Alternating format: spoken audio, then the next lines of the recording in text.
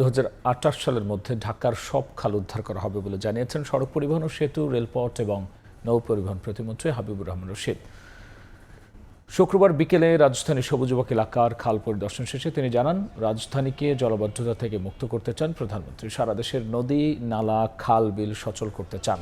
তার নির্দেশনা অনুযায়ী রাজধানীর সব খাল উদ্ধার করা হবে। আরও জানান, দখল হওয়া জায়গা উদ্ধার করে খাল খনন করা হবে, তৈরি করা হবে ওয়াকওয়ে। এ সময় দখলদারদের খালের জায়গা ছেড়ে দেওয়ারও আহ্বান জানিয়েছেন তিনি।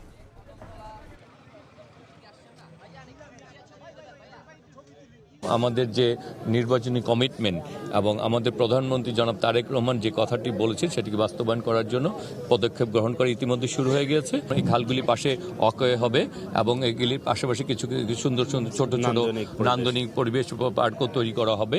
সে কারণে যদি তাহলে 2028 সালে যেটা পুরোপুরি বাস্তবায়ন হবে। 4টি ভাগে এটি এই কাজগুলি সমাপ্ত হবে। হ্যাঁ, প্রথম অংশকে আমরা প্রথম প্রায়োরিটি দিচ্ছি। অচিরেই যাতে এটি পানি প্রবাহটাকে নিশ্চিত করা যায়, বিশেষ করে মান্ডার, জেলানি এবং খনন কাজ চলছে।